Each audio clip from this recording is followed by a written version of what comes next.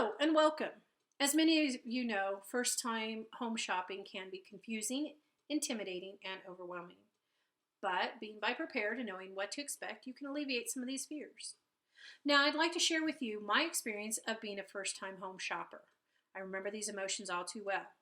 Being overwhelmed with the choices, confused with the terminology, and just intimidated. I wasn't prepared to shop.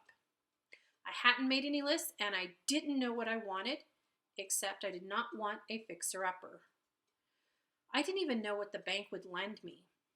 So we got a realtor and we looked at homes for about a year and well over 100 of them.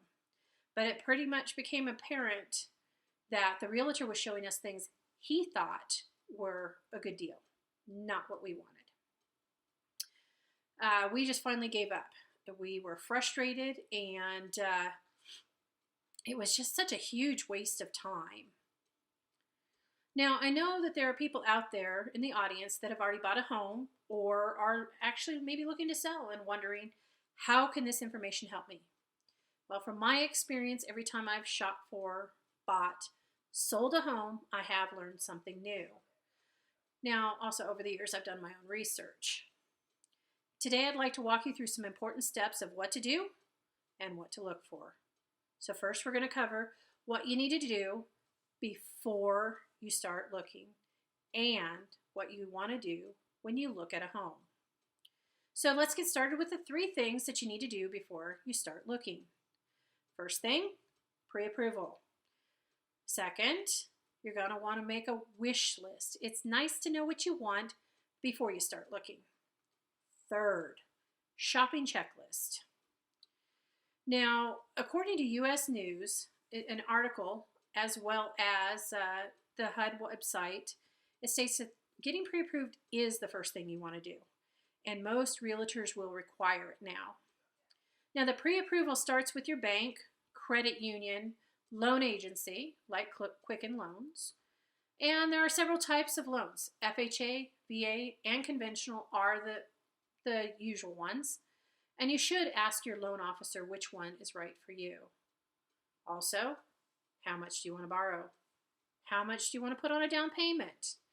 Each loan has different requirements. Now, getting pre-approved is a time saver, as well as letting you know how much you can afford. It's a waste of time to look at homes out of your price range. Also, your realtor will have more bargaining power with the seller if you get this done. Now, the next thing you want to do is make a wish list of your wants and needs. Now, this wish list is provided by HUD, and an article from Fox Business as well as from Forbes talks about thinking ahead and taking some things into consideration. What are your current and future needs when it comes to the size and location of your home? You might pick several locations just in case one is out of your price range. Now, I mentioned future needs: growing family, aging parents. You want to take this into consideration. You don't want to end up moving a couple years down the road because your house is too small. Other things to consider: the usuals: bedrooms, bathrooms, storage, things like parks, clubhouse, a pool. Just what is it that you do want?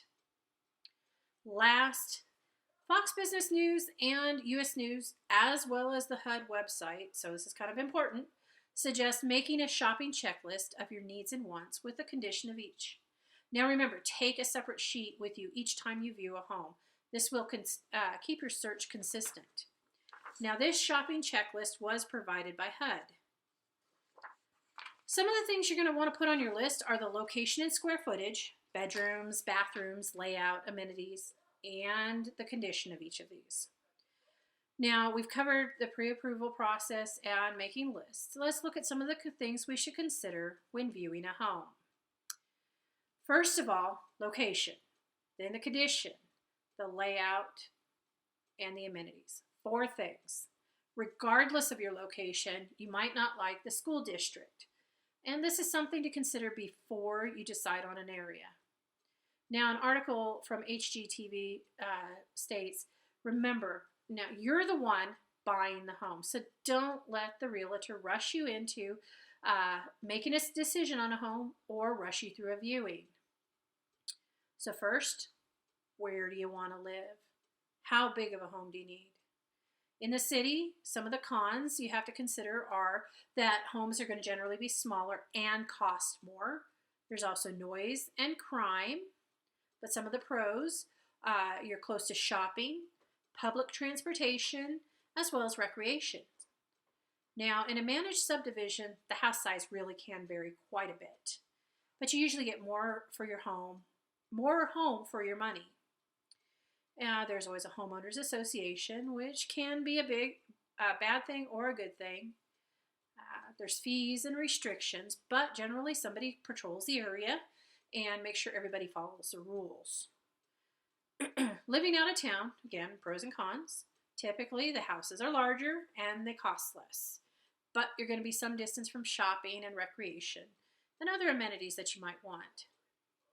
Now, the second thing you want to consider is the actual condition of the home. New construction, you're going to get a warranty. You also might be able to choose some of the finishings. Now, the downfall, you guessed it, costs more. Homes that are only a few years old will still have warranty left on them, but they'll cost less than new construction. But there might be some repairs needed, so you need to look at these and see if they're superficial or if they're going to be major. The last thing, fixer-uppers. These are going to require work, money. The good thing is the house will be below market value. Just make sure that the repairs don't cost more than your equity that you're getting. Now, regardless of the option you choose, HGTV mentions it's to always insist on a pest and a homeowner's inspection, even with new construction. They're worth the money. Now, the next thing, something that I think is overlooked, is the functionality of the home. What is the layout? How are the rooms situated? Is the master near or far the spare bedrooms? How functional is your kitchen? Is the laundry room on the top floor or the bottom floor? Now, trust me, this can be a big deal. Is there wasted space? Because remember, you're paying for square footage. Washer and dryer hookups? Well, maybe. Last thing, I think this is important. Is there a bathroom accessible to your guests? Or are they going to have to walk through your bedroom? Now, the last thing I want to cover is the amenities. What's available? What's the restrictions? Now we're talking about subdivisions, though, for the most part. Fox Business suggests getting a copy of the CCRs before you decide to buy. Read them. There might be something in there that you can't live with. Now, CCRs are covenants, conditions, and restrictions. It's the rule book. Many people don't want to drive very far for the amenities, like shopping and such. Take note of where everything is as you go to the home. If you're in a planned subdivision, does it have a clubhouse, a pool, parks? Not all of them do. It's a good thing to ask your realtor about the subdivision amenities, the restrictions, and the fees. This could be a deal breaker. Now keep in mind, there are more things to consider than what I've just mentioned, but these are the things that potentially could keep you from buying the home. Now I know your head's probably spinning up quite a bit. We've covered quite a few things: getting pre-approved, making lists, deciding where you want to live, the condition of the home, as well as the layout and the amenities.